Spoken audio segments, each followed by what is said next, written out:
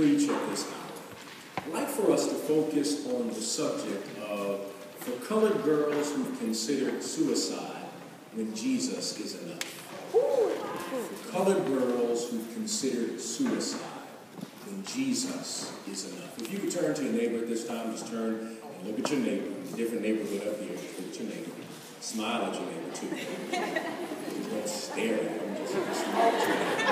And say, neighbor, oh neighbor, I want you to know, someone needs to tell Tamar's story. Find another neighbor. Neighbor, say, neighbor, oh neighbor. The truth be told, there are Tamars in our family.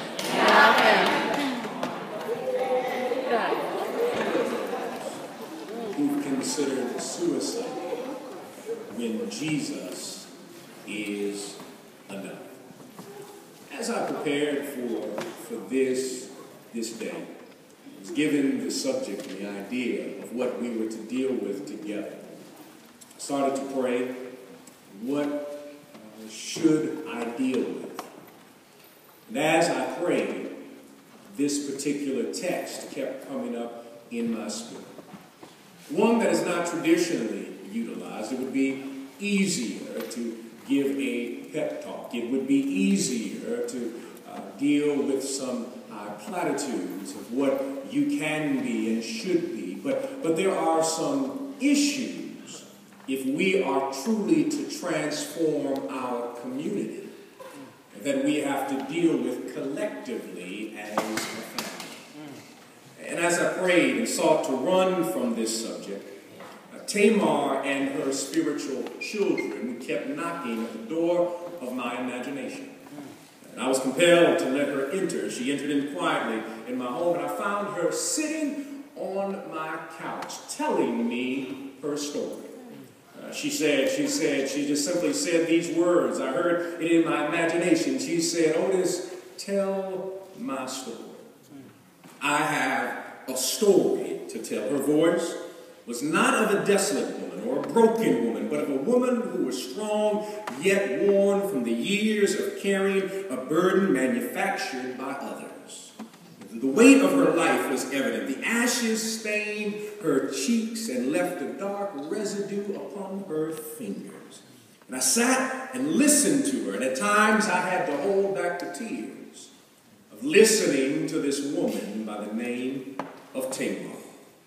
The last time she made her appearance, she smiled and said, Otis, tell my story. I immediately responded with nervous fear that how can I tell Tamar's story? It's me as a man. How is it possible for a brother to tell the story of this sister?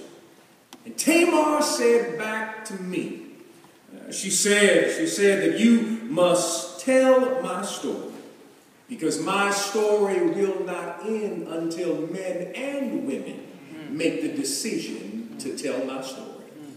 And so I decided to tell her story, and simply I cataloged the conversation that I had in my imagination with Tamar. The thing that she said that she wanted me to tell you is simply this, that it changes you. That it changes who you are. She said it, the words tumbled, and the weight of those words tumbled out of her mouth. The weight of it carried upon her soul. It changes you. That the weight of the world upon your shoulder because of a past activity, that you become like an atlas with the whole world upon your shoulders. Your soundtrack changes, he says, from light, vibrant chords and then become painted blue with sorrow. It changes you with red rage and amber anguish. The morning of her life, she said, became dusk and night. It was chased away by everything. It changes you. She wanted to be the young girl of the palace. She wanted to be the princess. That's how she imagined her life. A father who would protect her. Brothers who would be by her side. And she would be the envy of everyone and she would be well off and wealthy because she was the princess. But all of that changed because of one particular act. No longer do those memories have the same kind of weight and character for her because of what happened one time in the palace.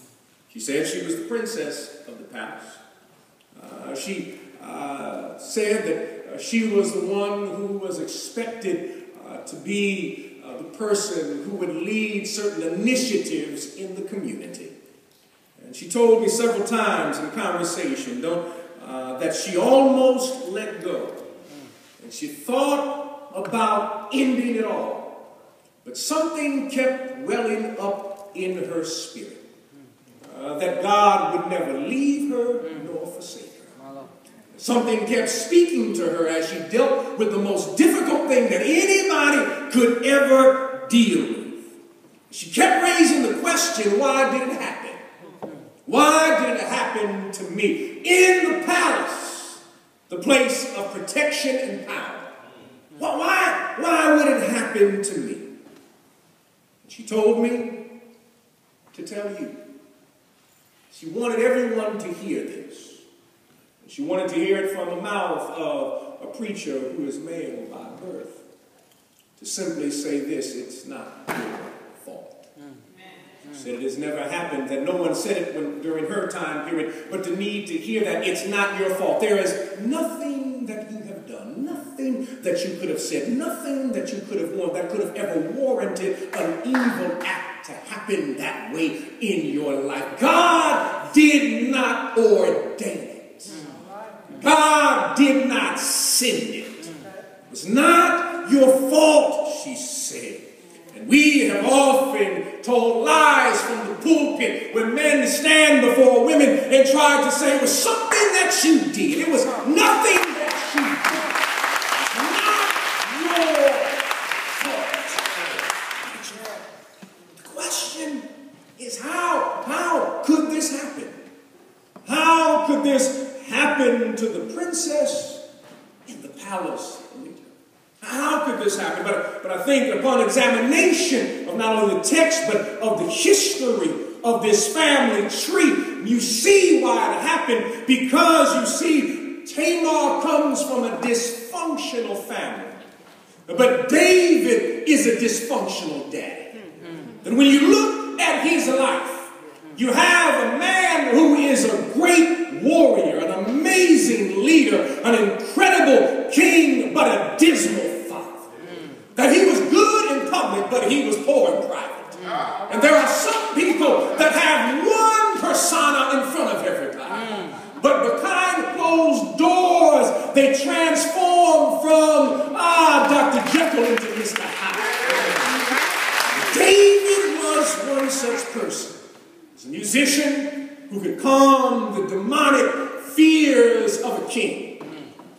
David, who was a brilliant poet, but yet he was a failure as a father. It's one thing if you do great things publicly, but if you neglect your family, and there is a need in this day and age to make sure that there is congruency by what you do with your family and what you do publicly. They are not against each other, but they should be together. And if we want to liberate our community, it is not just organizing and transforming the neighborhood, but also simultaneously learning how to handle your private life and your public life. Yes, sir. David had some challenges in his private life, but the reason that I got to share it with you with David, why this happened is because David came from a dysfunctional family. David's own father, Jesse, when Saul came to his house looking for the next king, when Samuel came to his house looking for the next king, David's father said, I have some boys you want to look at. But he never raised the question about David.